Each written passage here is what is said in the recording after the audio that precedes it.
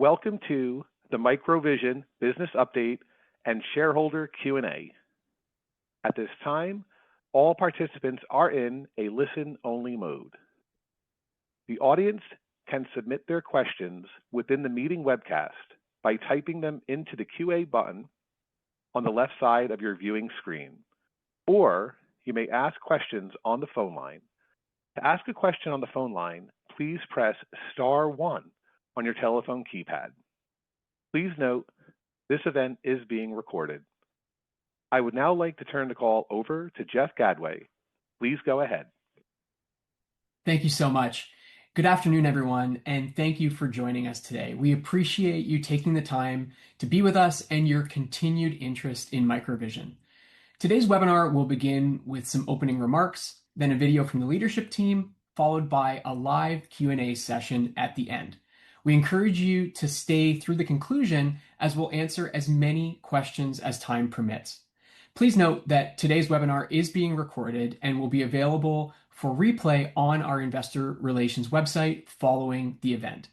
You can submit questions at any time using the Q&A feature in the webinar platform. We'll collect questions throughout the presentation and address as many as possible during the live Q&A session. For safe harbor disclosure regarding forward-looking statements and risk factors related to MicroVision, please refer to the disclosure on the webcast portal under the Presentations tab and this slide. At this time, I would like to turn the call over to Glenn DeVos, Chief Executive Officer of MicroVision. Glenn, over to you. Thanks. Thank you, Jeff. And good afternoon, everyone, and thank you for joining us. Over the last year, MicroVision has undergone a significant transformation. We've expanded our capabilities, broadened our market focus, strengthened our leadership team, and positioned the company to pursue opportunities across multiple industries. Today, we're not going to walk through a traditional investor presentation or follow the MicroVision fireside chat format that we've used in previous years. Instead, we want to show you that the transformation of MicroVision is real and it's well underway. We'll go into depth on a few exciting customer engagements, share some key metrics around commercial progress and revenue expectations, and we'll address questions related to the upcoming annual meeting. First, MicroVision exists to profitably bring compelling solutions to the market. So we want to spend some time updating you on our business. We've prepared a 25-minute video to share with you that describes how we're attacking each market, what differentiates us, and why we believe we have a winning strategy. After the video, we'll return to our live panel, and you'll hear tangible proof points with a focus on our financial performance and capital plans and how this fits into our largest strategy. After the business update, I'll be joined by our board chair, Bob Carlisle, and Executive Vice Chair, Simon Biddiscombe, and we'll address shareholder questions about MicroVision's business or the proposals for the July 10 annual meeting. We appreciate you spending the time with us. At the end of the session, we hope that you'll share our excitement about the real commercial progress we're making, our aggressive execution of the milestones comprising our strategic plan, and the positive impact our products and technologies are having on the future of safety and mobility. So let's jump right in.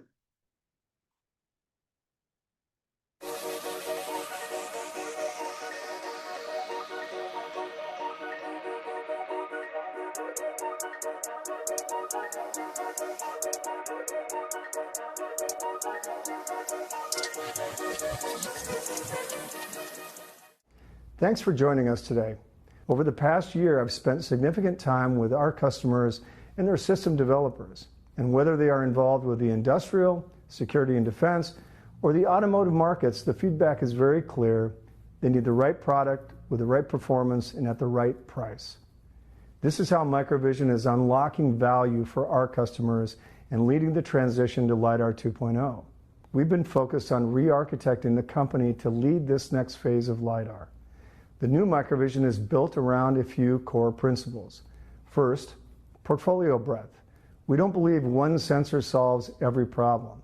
That's why we've expanded our portfolio to include short, long, and ultra-long range sensing, which means we can bring optimal solutions to our customers across industrial, security and defense, and the automotive end markets.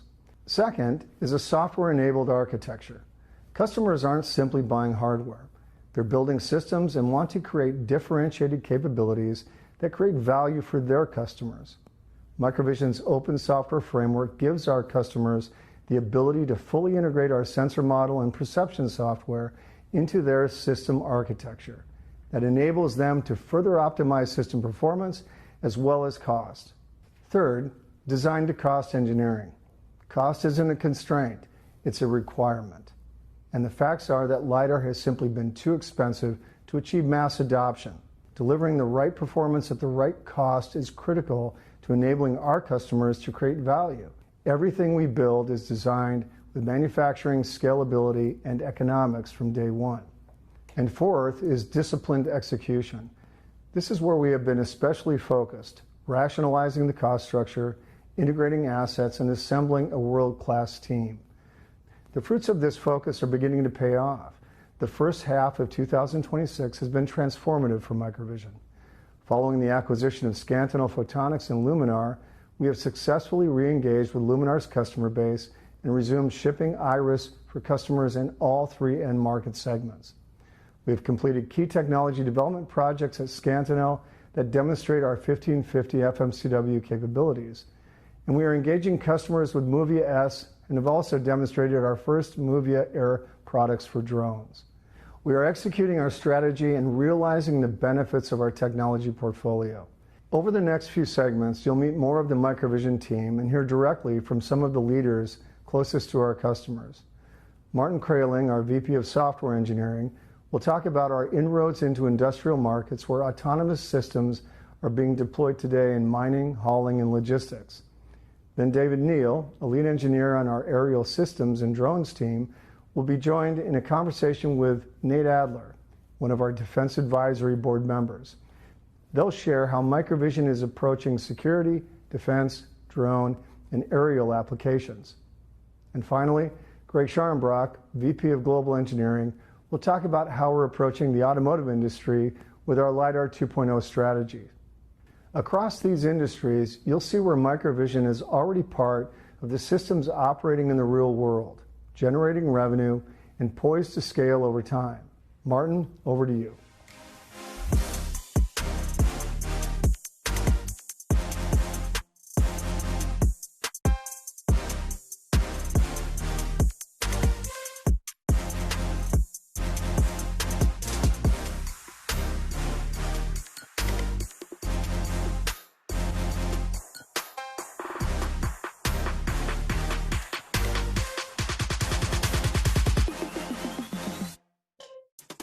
Thanks, Glenn.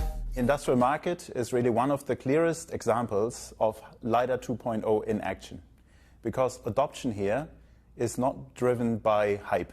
It's driven by outcomes that are attached to clear metrics: safety, uptime, efficiency, and throughput. What customers need now aligns directly with what Glenn described: the right performance for the targeted use case and environment.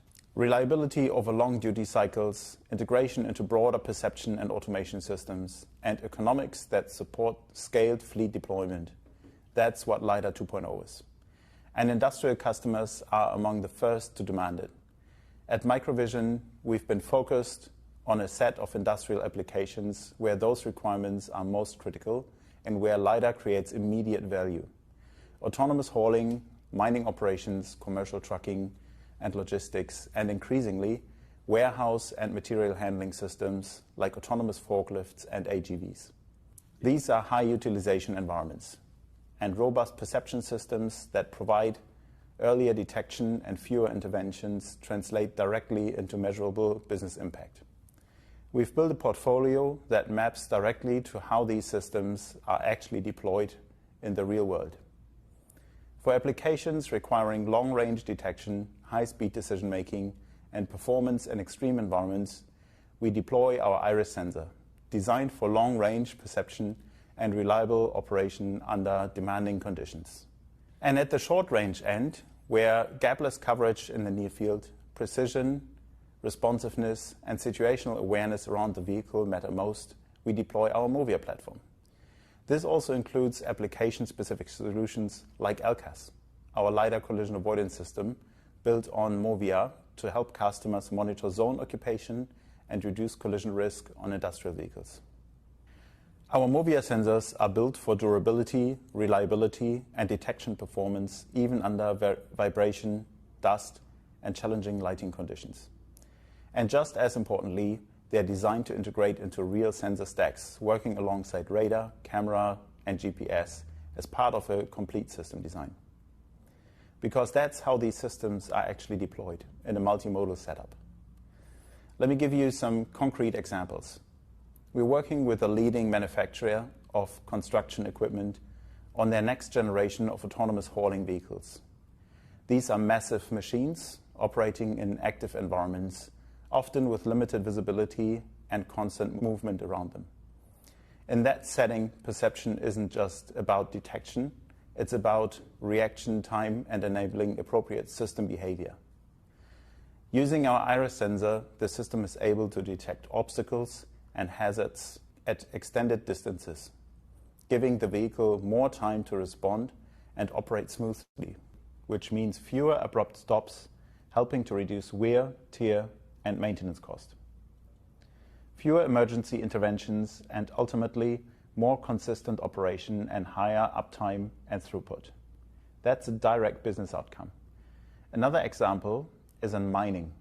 We're supporting a global mining equipment provider deploying autonomous haulage systems in active production environments. These are some of the most challenging conditions you can imagine. Dust, low visibility, uneven terrain, constant vibration. In this case, our iris sensor plays a central role providing long-range, high-resolution 3D perception that allows the system to detect and classify objects at distance, plan safe and efficient paths, navigate reliably across the site, and it's doing it reliably, day after day, as a part of an operating system that the customer depends on. A third example is in autonomous trucking. We're working with a leading provider in this space to support long-range perception for highway speed operation.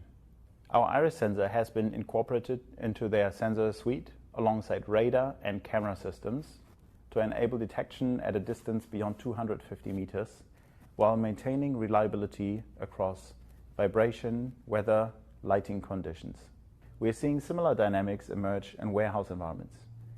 Think forklifts, autonomous mobile robots, loading areas, and facilities where machines operate in close proximity to people, pallets, racks, and infrastructure.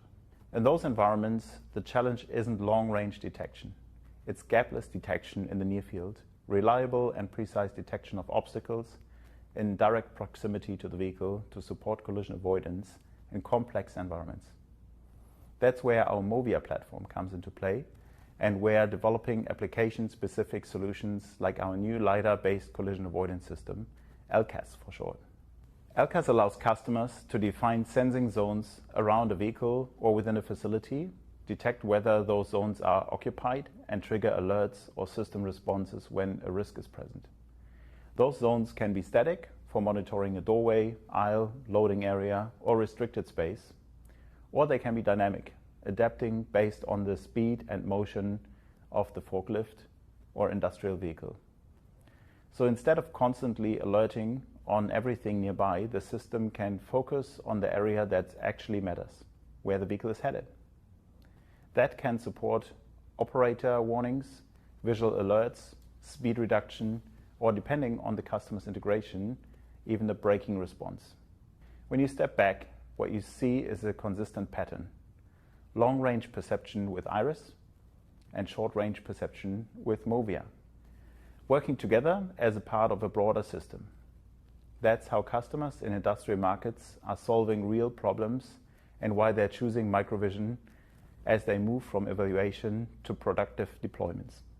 Next up, I will hand it over to David Neal, our lead engineer on the aerial systems team. He will join us for a conversation with Nate Adler from our Defense Advisory Board to take you through what we are seeing in the security and defense, where the requirements are different, but the shift to LiDAR 2.0 is just as clear.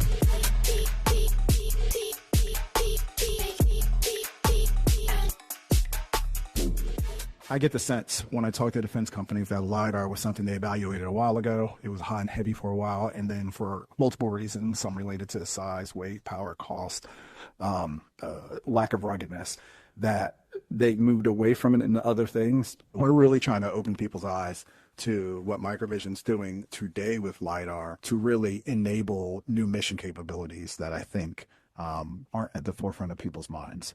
I mean, I don't know. Do you get that sense in terms of from working with defense customers?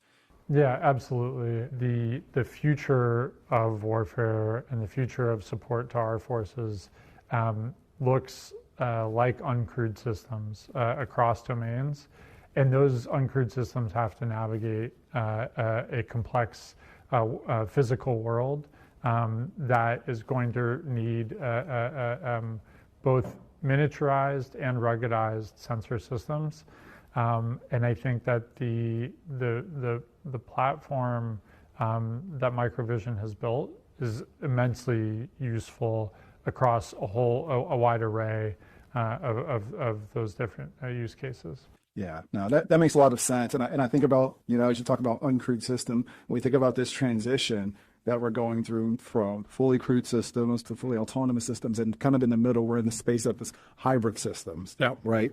And this idea where you still have a person in the loop, but you still want to encourage some sense of autonomy, provide some sense of autonomy to a broader fleet. And for a lot of these applications, they're in denied spaces. And that's a thing that is not really addressed on industrial and on the automotive. The fact that you have to operate in these contested, denied spaces where it's not always easy to transmit information between various assets. Sure.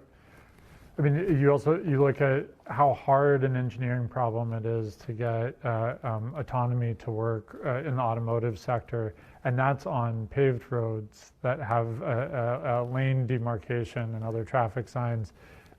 Getting uncrewed ground vehicles to work for infantry support for the Army, and navigating the varied terrain that they'll be confronted with on a regular basis, that requires a sophisticated sensor suite, but it also requires one that's not prohibitively expensive and that's ruggedized and can be bolted on to a range of existing platforms. And I think what MicroVision has built really checks all those boxes. Yeah, it's really interesting you say that. I think we're really honing in on that space. One of the big efforts we've been pushing into on the demonstration, on the demonstration front, is having like extended perception. We talked about that a lot for ground vehicles, where they're able to actually map out where they're going to go by extending the field of perception from what the operator can see at the ground level to what you would see from a drone flying out ahead. One of the things that's really interesting that we're doing is it's not just the hardware side, right? A lot of LiDAR companies, they focus on the hardware and they're giving you a point cloud. Then the operators on the other side are responsible for like interpreting that point cloud and trying to get actionable, useful data out of it. I think a lot of the work we're doing on the software side is one of the things that's a really key differentiator. So in this example of extended perception, we have software running on the LiDAR that can then tell you kind of the grade of terrain, or if there's a ditch here or not, and feed that information back to the operator to allow them to do like route planning. One of the other things you've mentioned to us recently is on surface vehicles and autonomous docking. Let's talk about that a little bit, with some of the things you've seen or the needs for kind of autonomous docking with surface vehicles.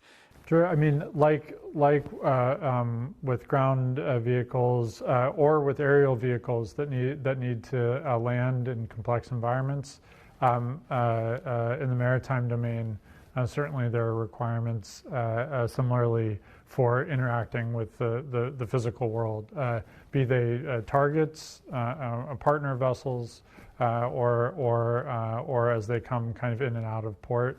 I think there are clear LiDAR applications in a number of those cases.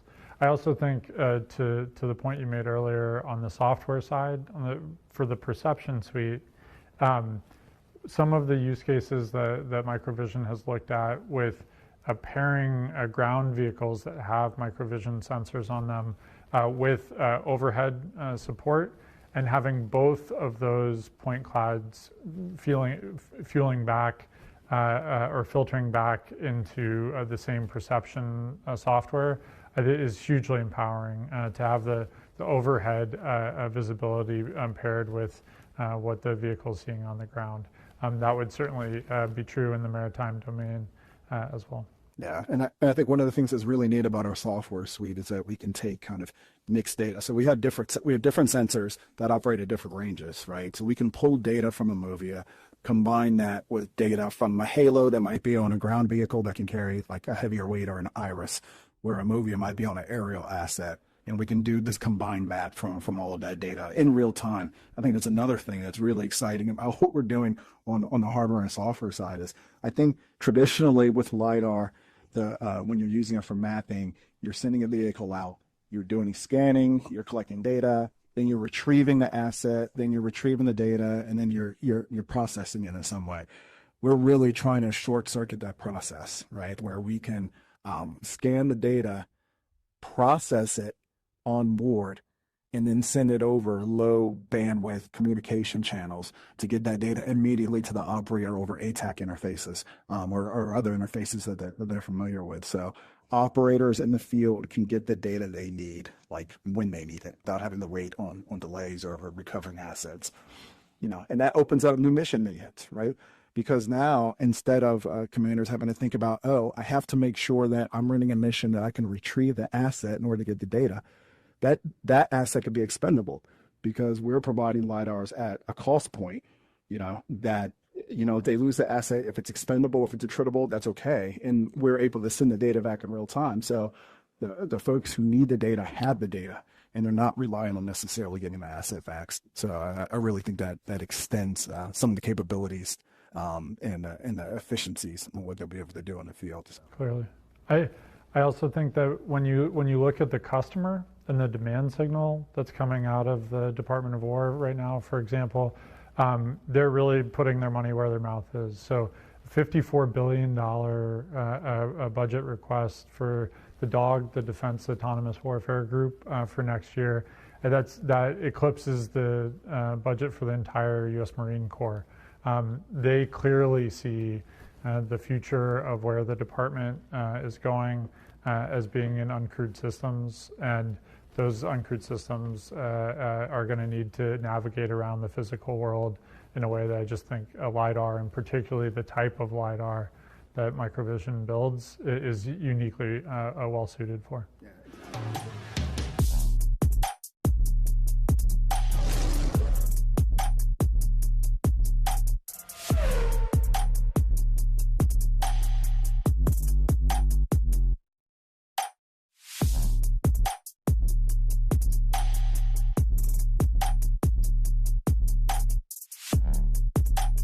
Automotive remains an incredibly important market for us, but it's also one where it's important to be clear-eyed about where the market stands today. In LiDAR 2.0, success in automotive isn't defined by having the best performing sensor in isolation. It's defined by the ability to deliver a solution that works within the constraints of how automakers actually build vehicles. That means cost efficiency at scale, seamless integration into vehicle design, long-term reliability across a 10 to 15-year life cycle, and increasingly, software-defined perception that enables OEMs to build new experiences that will allow them to differentiate themselves. Just as importantly, the range of relevant use cases has expanded. We're seeing strong interest across a broader set of applications that include urban driving, where complexity and unpredictability are much higher, low-speed autonomy, including automated parking, tight maneuvering, and new architecture approaches like satellite sensor configurations that give OEMs more flexibility on how they design their vehicles. Each of these use cases has some different requirements, and that's where the traditional single sensor approach starts to break down. And what we believe, and what many OEMs are now aligning around, is that perception in automotive is an architectural problem, not just a sensor problem. And now that requires long-range awareness for high-speed scenarios, high-resolution near-field perception for urban and low-speed environments, and the ability to fuse that data in a coherent, reliable understanding of the world. And that's exactly what our portfolio is designed to enable. A great example of this is what we're demonstrating with our tri-LiDAR architecture. This combines a long-range sensor like Halo, providing forward visibility at distance, with multiple near-range sensors like MOVIA S, providing high-resolution coverage around the vehicle.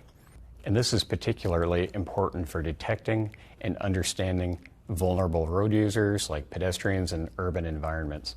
And it also allows OEMs to combine long-distance awareness with near-field precision, improve detection and classification, and build systems that are more robust across a wider range of driving conditions. And importantly, this is not a closed system. It's an open platform architecture, where LiDAR works alongside radar and cameras, giving OEMs flexibility in how they design their perception stack. It's about delivering a complete, scalable perception solution that aligns with how automakers operate. That includes design-to-cost engineering, so that these systems can be deployed at volume. A collaborative approach, working closely with OEMs and Tier 1 partners. And software-enabled perception, allowing automakers to build differentiated features and IP. Because at the end of the day, OEMs aren't simply buying sensors, they're building products, and those products need to deliver real value to their customers. And just as important as the technology is execution. Automotive programs require long development cycles, rigorous validation, and the ability to support platforms over many years. And that's why we've been focused on building not just the right portfolio, but the operational discipline and partnerships required to compete in this market over the long term. So while automotive may take longer to fully scale than some of the other markets you've seen today, it remains a significant long-term opportunity. So Glenn, now that we've talked about how the LiDAR 2.0 strategy sets MicroVision up to lead in industrial, security and defense, and automotive markets, what does the future hold for MicroVision? As we conclude today's session and move to our Q&A, I'd like to leave you with a few things I want you to take away. First, we have the right portfolio across industrial, security and defense, and automotive. Second, we built the team and the footprint to actually deliver. You're seeing it. Our drone demos, the tri-LiDAR system integrating our Halo and MOVIA S, demoed live at ACT Expo in Vegas. These are proof points of integration and execution, not just roadmap slides. Third, we are firmly in execution mode now. This is about delivery. We're actually working to convert Luminar accounts over to MicroVision. We're building momentum in security and defense. Partnerships like the Avular MOU are just the beginning. We're on track to launch MOVIA S for industrial applications in Q4. So when we talk about progress, this is what we mean. Real customers, real integrations, real deployments. And stepping back, this is exactly what we've been building towards. LiDAR 2.0 isn't about proving the tech anymore. It's about performance, scalability, and economics. That's where MicroVision is focused, and that's where we win. Thank you for your time and for being with us on this journey. Now let's open it up for Q&A.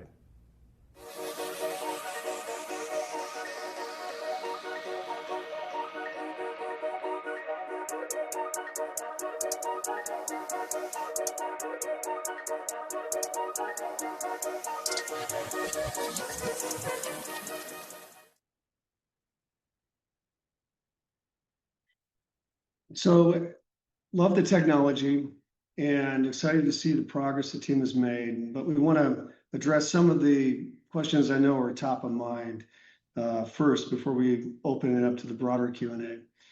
And as great as the technology is, what's even more important is how does that translate over to commercial success? Now, MicroVision today is really at a transition point, and the video reflects the work that we've been doing to position our company for success in those three end markets. We've made significant progress over the 9 months, and we're now realizing the benefit. So if you can pull up the chart, Jeff, on revenue. So the chart spells it out. Since 2020, if you look at the graph on the right, since 2020, MicroVision has really only averaged about $3 million of annual revenue, and we've had really limited customer opportunities. When we sit here today, we have over 100 active customer engagements across automotive, industrial, and security, and the defense areas. This represents over $500 million of booking opportunities over that 26 to 30 timeframe. And what's really exciting is that the level of interest and the qualified new inquiries keep coming in. So we expect that to continue to grow month by month going forward. A key takeaway is we're not hoping for one, massive big win or one big announcement to really define MicroVision. We're building a broad base of customers with diversity that gives us consistent and strong revenue growth year over year. And that is exactly what we're delivering. I'll give you an example. Just this morning, I received another order for 200 Movia L120s that we've been shipping to our European unmanned ground vehicle customer. That's building that account into a multi-million euro customer. That customer then plans for more in 27 and going forward. So it's really about strong customer base, diversity of revenue, and then strong book of business. Now let's talk about 2026 revenue and our forecast. Now the guidance that we gave this year is between 10 and 15 million, with a significant portion of that, about 70%, being with the Luminar acquisition. Now that revenue, largely loaded in the back end, is, there's a range there because it's primarily dependent on how quickly we can fulfill those orders. And I'll talk a little bit more about exactly that later. But what's really important here on the chart is if you look at it, we're shipping today to over 40 customers. And when we look at those customers and their plans, that gives us confidence, not just in 2026 revenue guidance, but our growth year over year as we go into 2027.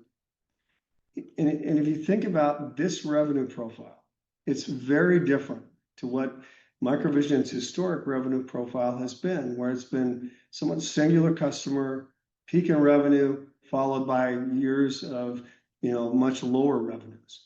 What we're talking about here is making that transition from kind of an R&D project company to a company that delivers year-over-year top-line growth with industry-leading margins.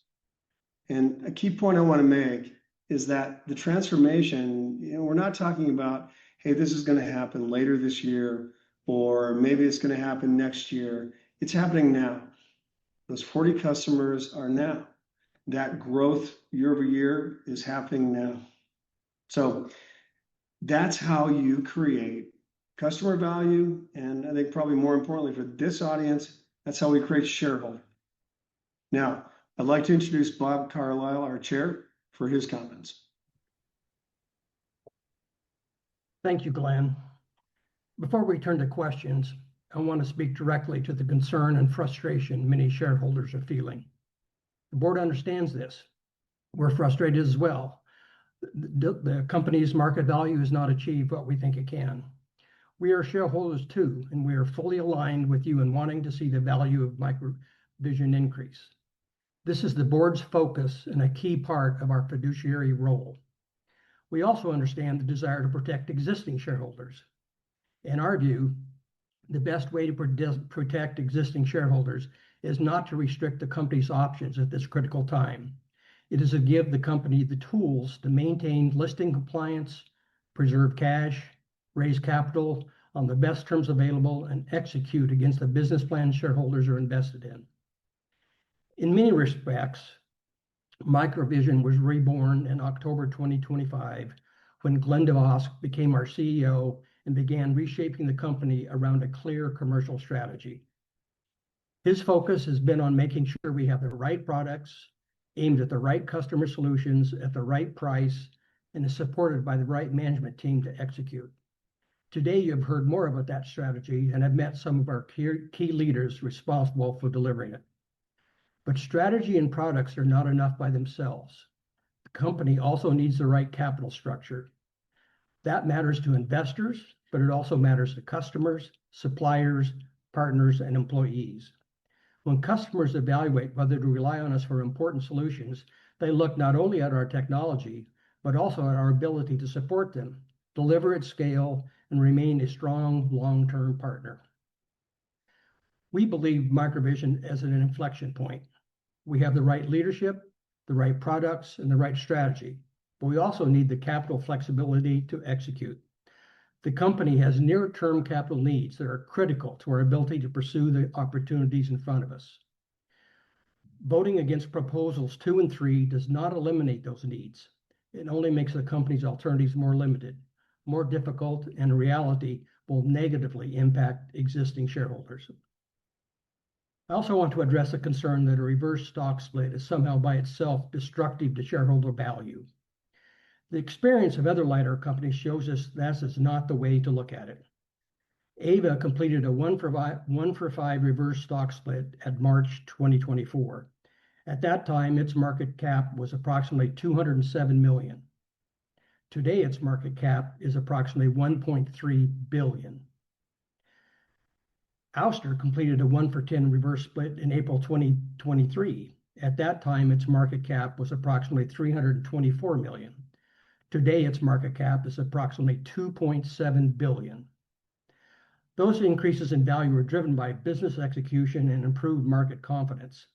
The reverse splits did not prevent those companies from creating substantial market value after they regained a more appropriate capital structure. I believe MicroVision can follow a similar path if we give the company the tools it needs to execute. Some shareholders have suggested that a shareholder warrant offering or similar structure should be used instead. We understand the appeal of giving existing shareholders an opportunity to participate in future financing, and that is definitely something the company will evaluate for the future. But it's not a feasible substitute for the company's near-term capital needs. Warrants do not raise capital unless they are exercised.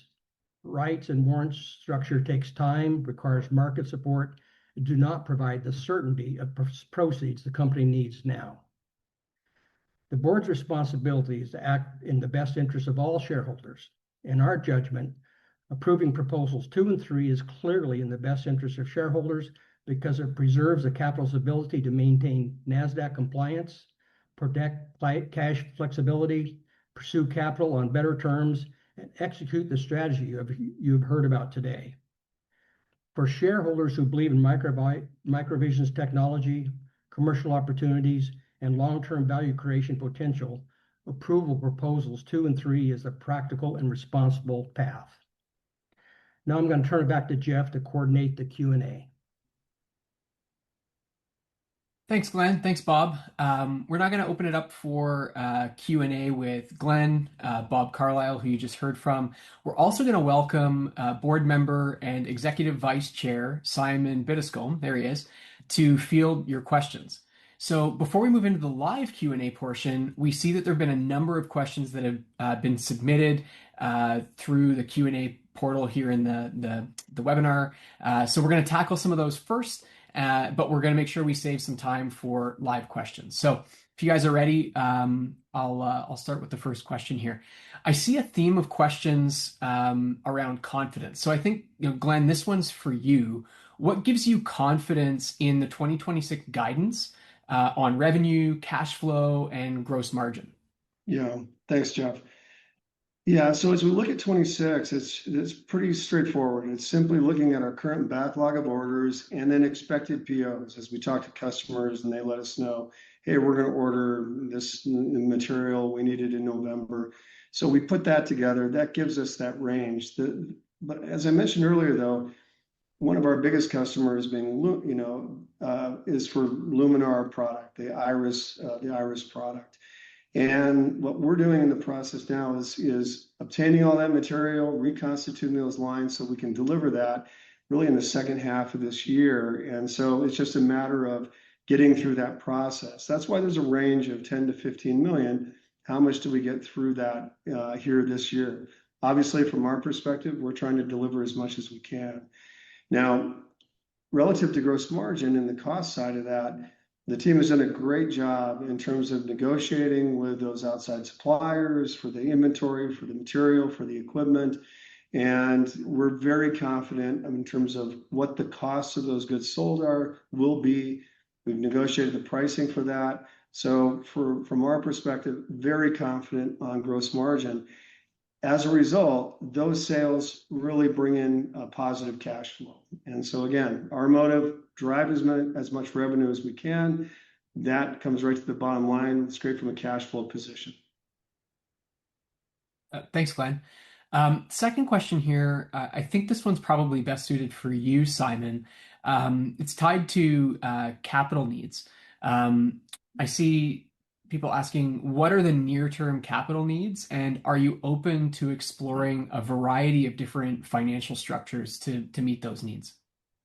Yeah, thanks, Jeff. And it's clearly a very important question. It goes directly to one of the core responsibilities of the board and management team, which is making sure the company has the capital needed to execute the strategy while being very thoughtful about minimizing dilution. We've been clear in our public disclosures that the company has near-term needs for additional capital. At the end of March, we disclosed a cash balance of approximately $46 million. We also disclosed that under the terms of our convertible notes issued earlier this year, we were required to maintain a minimum cash balance equal to the greater of $21 million, or 110% of the outstanding notes at that point in time. In addition, we've discussed an expected cash burn this year of approximately $60 million. So when you put all of those facts together, it's clear that we will need to raise incremental capital in the coming quarters. So the answer is yes. We do expect to need to raise additional capital. We're not going to announce the timing, the size, or the structure of any specific financing today, but we are going to continue to be disciplined, thoughtful, and focused on what's in the best interests of long-term shareholder value creation. The board and management team are aligned with shareholders. We want to fund the company's strategy, protect the opportunity in front of us that Glenn has so eloquently laid out in the earlier comments, and do so in a way that is thoughtful about the possible dilution that would be experienced. The choice in front of us, let's be clear, is not about whether we're going to raise capital or not raise capital. We have to raise capital. The choice in front of us is whether we do it from a position of flexibility and strength or from a position where our options are constrained. And that's why it's so important that proposals 2 and 3 are passed, as Bob eloquently laid out in his commentary as well. Thanks, Simon. Bob, I think this next one's for you, given some of the comments you shared on the reverse stock split. What factors will the board evaluate when deciding whether to do a reverse stock split? Thanks, Jeff. That is an important question. Approval of Proposal 3 would not mean a reverse stock split is automatic. It will give the board the authority to act if the board concludes that is the best course of action given the facts and circumstances at the time. Several factors will be considered in making that decision. First, we would consider whether the company has the capital structure needed to support execution of the business plan. This is a key consideration for investors, though it is just an important issue for customers, suppliers, partners, and employees. Customers want confidence that we have the financial resources to deliver on our commitments. Suppliers want confidence that we can support production and scale, and employees want confidence that the company has a runway and stability to execute. A stronger and more flexible capital structure supports all those relationships. Second, we would consider our competitive position. The reality is that capital structure matters when customers compare us to other LiDAR companies. Many of our competitors have already taken steps, including reverse stock splits, to optimize their capital structures and preserve their NASDAQ listings. We do not want MicroVision to be at a competitive disadvantage simply because of our capital structure. Third, we will consider whether the company has sufficient available authorized shares to maintain a solid financial footing. At the current stock price, the company's existing available shares may not be sufficient to provide the capital flexibility needed to execute our strategy. Let me emphasize, we would not issue shares unnecessarily. It means the company needs the ability to raise capital responsibly, conservatively, and when needed. Fourth, we would consider NASDAQ compliance. One of the purposes of Proposal 3 is to give the board the ability, if necessary, to cure the NASDAQ minimum bid price requirement and to maintain the company's listing on NASDAQ. Maintaining a NASDAQ listing is important for both shareholders and the company in terms of investment liquidity, investor access, and market credibility. The bottom line is the board will consider executing the reverse split if we determine that doing so is the best course of action to preserve and enhance the company's ability to execute its strategy and grow market value, which translates to increased value to shareholders. Multiple factors will be part of that determination, including the impact of existing shareholders, the ability to finance the business, compete effectively, support customers and employees, and preserve NASDAQ listing compliance. Thanks, Bob, and thanks for tackling those initial questions. Let's move into the live Q&A portion now. We're going to call the operator back on in a second. If you're called on to ask a question, please try to be concise so that we can get through as many questions as possible in the time remaining. So with that, operator, could you please come back on and introduce the first question from the line? Certainly, and we are now conducting a question and answer session on the phone line. Shareholders may ask question on the phone line. For shareholders to ask a question on the phone line, please press *1 on your keypad at this time. Please hold a moment while we poll for questions. And our first question is from Ty Bordner. Ty, your line is live. Please go ahead. Okay, can you hear me? Yes, Ty, we can hear you. Your line is live. Please go ahead. Okay, great, thanks. Well, first of all, thanks, gentlemen, for the presentation and yourselves being available to participate on a call and answer questions. Really appreciate that. So, Glenn, you took over as Bob mentioned, and basically a restart, I guess, is the way he framed it for the company starting in October of last year. Can you comment on some of the things that you've done specifically around the sales process and I guess the metrics around being able to determine what your revenue guidance is on an ongoing forward basis? Sure. Yeah. Thanks, Ty. Yeah, this is, think of this as the front end of the business. This is the tip of the spear engaging the customers. And we've done a couple of things. Part of it's organizational, having the leadership in place now and the senior sales directors in place now to go really focus in on automotive and then industrial and security and defense here in North America as well as in Europe. So that's a big, having that talent in place, driving it, getting those opportunities and making them available to us is the first step. The next was really getting discipline around the pipeline management process. So putting all of that into Salesforce, using Salesforce to manage those opportunities, reviewing them on a weekly, in some cases daily basis to really drive activity. So you convert it from here's an engagement to here's an opportunity. And then now working that funnel down to where we have real opportunities, real RFQs, and opportunities for converting into business. And so it was a matter of setting up the resources and the people in place and then wrapping a process around them. That's what's driving that 100 and growing number of opportunities. And then having the organization support it. So really support that. And just this morning, reviewed 4 additional RFQs. So now quoting with customers across industrial, automotive, and security and defense, so across all 3 segments, almost $200 million of bookings opportunities this morning. And it's that discipline that then leads the company to being able to succeed, converting those over to purchase orders. Okay. By the way, the charts that you showed earlier, those were very helpful in order, to see some of the numbers and It really is. And I think the thing I wanted to highlight, Ty, and I appreciate your question because it's a change in how we are operating and building the business. And you want that diversity of customers. You want those customers that aren't just one and done. They're going to continue to order. You can land with them, expand with them, and grow those accounts. And that's exactly what's happening. And that's what you're going to see in that inflection point that's happening in 26. Okay. Do you expect to continue to share these kinds of metrics that you showed today with the public going forward? Absolutely. And trust, we want to share as much as we can about what our customers are doing and what we're doing with them.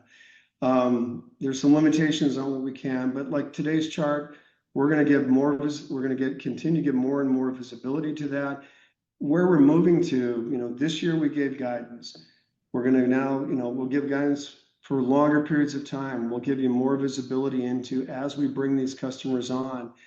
We'll give, all of this community more visibility to that. We're excited about doing that because those are really the proof points of the business growth.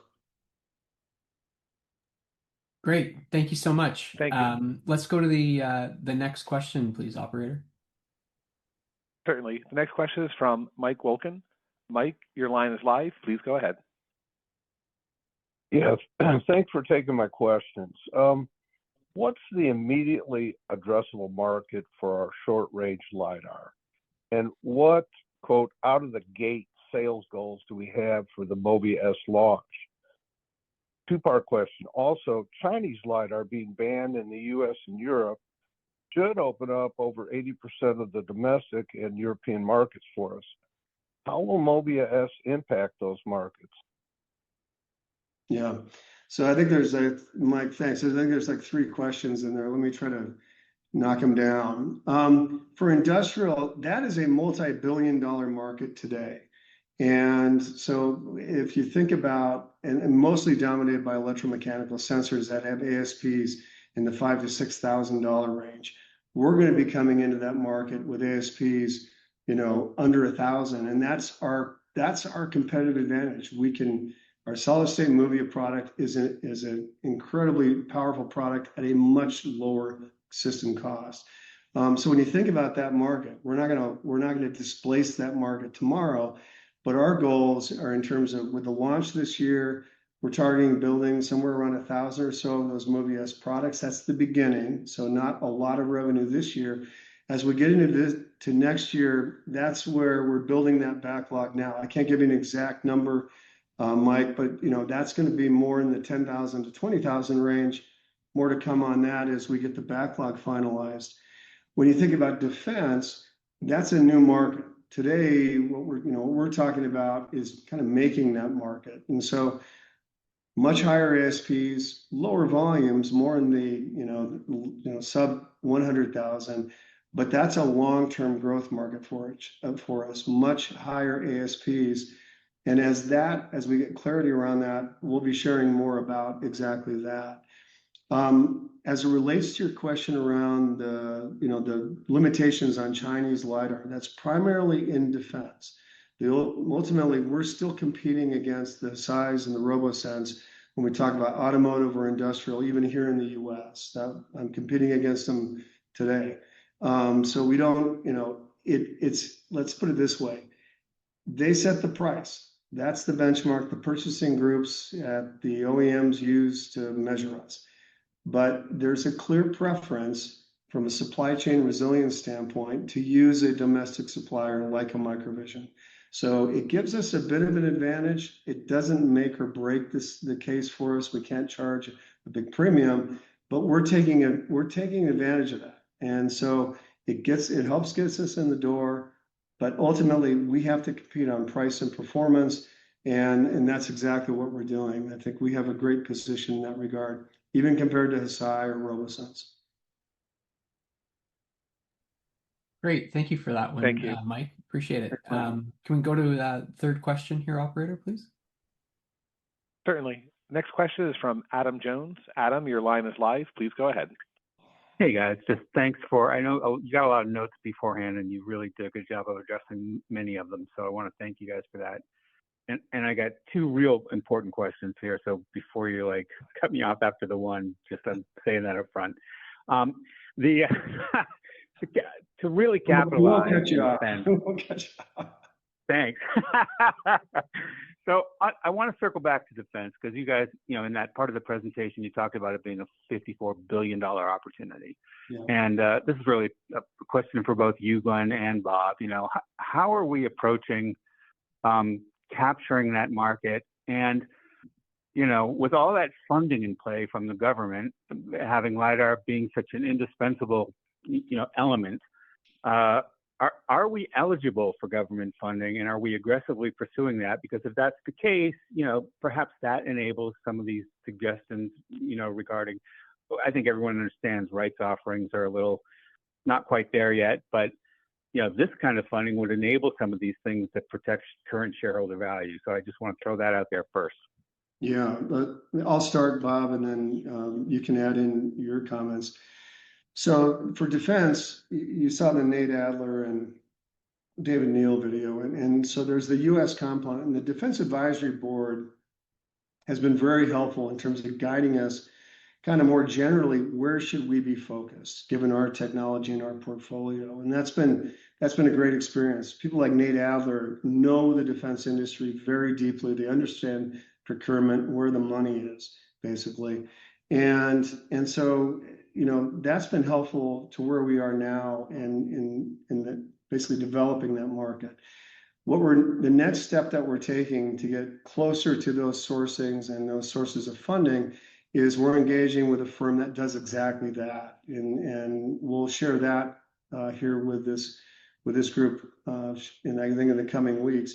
But we're engaging with a firm that now will help us engage directly with those sources of funding and those procurement offices, and that's really helpful for us. My background's automotive, more industrial. It's not defense. This fills in that gap for us.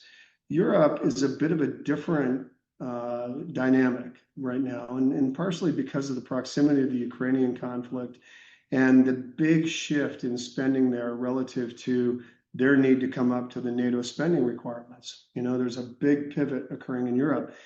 That's where we're engaged directly with the NATO country governments. So the ministries of defense in Sweden, for example, or in Holland through our partner with Avular.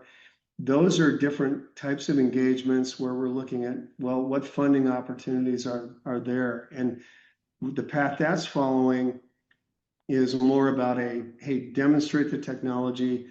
Let's, then connect you with those partners. Very different sales motion if you think about those two regions, but we're very active there, both in terms of Movia products, but also in Scantinel products, but also with the Luminar products, but now also with the Scantinel products. And we haven't talked a lot about that today, but that is a very interesting technology when it comes to defense. With that, I'll turn it over to Bob. Well, thanks, Glenn. Adam, the only thing I can probably add to that is the board, and certainly in cooperation with management, we really push on what are the sources of funding, all sources. So we ask these same questions you're asking, and we have to be faced sometimes with the reality of what's available at the current time. And we also very much focus on the cash burn.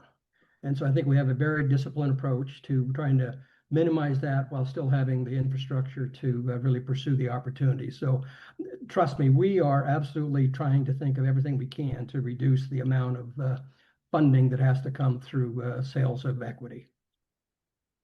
Right. All right. Thank you for. I think Adam, but Jeff, I think Adam, you had another question. Oh, right. Yeah. We said we weren't going to cut him off. I committed.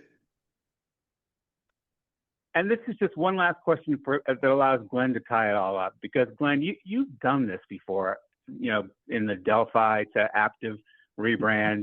You've been here, and Delphi went on an acquisition and partnering spree to kind of become a leader in autonomy, to achieve commercialization, based on becoming the brains of the vehicle. Yeah. So you've done this. And I'm kind of wondering if there's any kind of apples to apples comparison of, how you accomplished that previously that can sort of put this whole, thing in perspective of what you're trying to accomplish now. Yeah. Yeah. The thing I would tell you, Adam, that's directly analogous between what I'm doing and what the team is doing here at MicroVision and what I had the opportunity to do at Aptiv is understanding. The first step is understanding what is the customer pain point. What problem am I able to solve for the customer that they're willing to pay for. And, at Aptiv, it was very much focused around vehicle architecture for the OEMs, lowering the cost of the vehicle and enabling software-defined vehicles, enabling autonomy. And MicroVision is really, it's somewhat of a subset of that, in that it's lowering the cost of LiDAR such that our customers, whether it's industrial, automotive, or in security and defense, are able then to take that technology, integrate it into their solutions, and then drive really drive value for their customers. And so from that standpoint, it's directly analogous, what I was doing with Aptiv and what we're doing here at MicroVision. The other thing is, we always wanted to go faster. I mean, at the end of the day, we're paced by the progress our customers can make. So we push as hard as we can on them. But that ultimately paces it. I had the same feeling when I was at Aptiv. But that's the key. And it all starts with, that customer understanding what's the pain point, how do I solve it better than anybody else can for them. Then it amounts to, okay, now how do I deliver that, but deliver it with a financial profile that creates shareholder value. It's great to satisfy the customer, but we have to do that in a way that satisfies and grows and rewards our shareholders and the people that have invested their money into our company. And so that was, was always in front of us when I was at Aptiv. It's always in front of me and the team here now at MicroVision. And that's exactly what we're trying to do. And what's exciting is we're now seeing the results of that focus and the strategy that we've laid out. But great question, Adam. Yeah, Thanks, thank Glenn. you very much, and we all wish you success. All right, I appreciate it.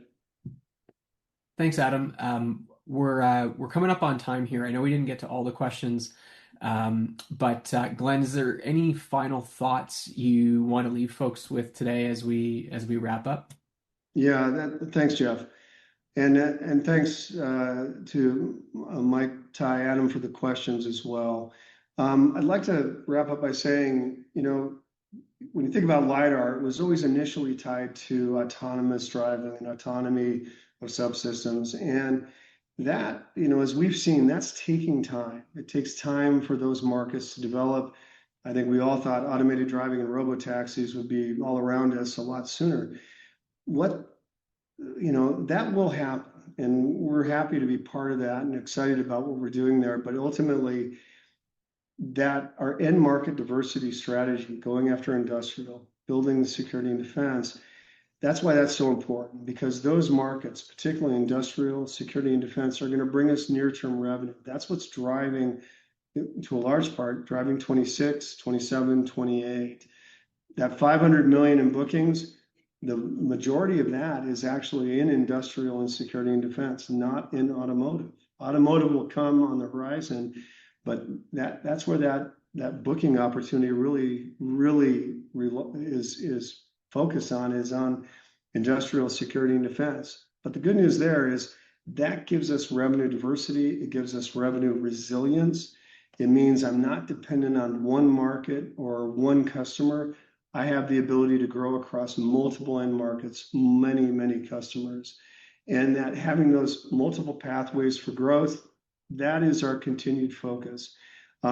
We have momentum. This is the exciting part. It was when I was reviewing the quotes and the opportunities this morning, getting the order in this morning, that momentum is happening. And, I hope, as I said earlier, I hope you can share in that excitement that we feel about the business that MicroVision is building. With that, Jeff, I'll turn it back to you. Yeah, thanks, Glenn. So thanks for joining us. Today's webinar really aimed to provide a high-level look at how MicroVision is creating opportunities across these multiple markets and how the team is executing against that strategy. So just as a reminder, we only shared some selected highlights from each business. And so for investors who are looking to go deeper into the technologies, the demonstrations, some of the customer applications, the market opportunities that were discussed today, we're going to be making a full-length version of that content available on the investor relations section of the website. So we'd encourage you to spend a little bit of time with that content following today's event. And with that, I'll just say thank you for joining us today and spending some time with the MicroVision team. All right. Thanks, everyone. Thank you. This concludes today's call. All parties may disconnect and have a great day.